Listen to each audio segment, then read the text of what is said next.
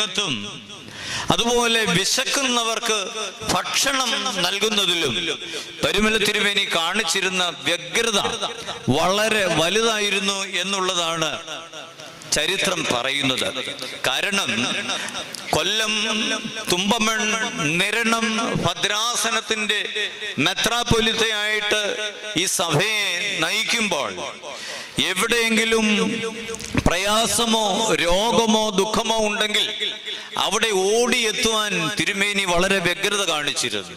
പ്രത്യേകിച്ച് തുമ്പമൺ പോലെയുള്ള പ്രദേശങ്ങളിൽ നമുക്കറിയാം, ഇന്നത്തെ ഈ ചെങ്ങന്നൂർ ഭദ്രാസനമെല്ലാം അഭിഭക്ത തുമ്പമൺ ഭദ്രാസനത്തിന്റെ ഭാഗമാണ്. തുമ്പമൺ പോലെയുള്ള പ്രദേശങ്ങളിൽ വസൂരി രോഗം പടർന്നു പിടിച്ച് ആയിരക്കണക്കിന് ആൾക്കാർ മരിച്ചു വീഴുകയാണ്. വൈദ്യശാസ്ത്രപരമായി അതിനുള്ള വാക്സിനുകൾ ഒന്നും ആ കാലഘട്ടത്തിൽ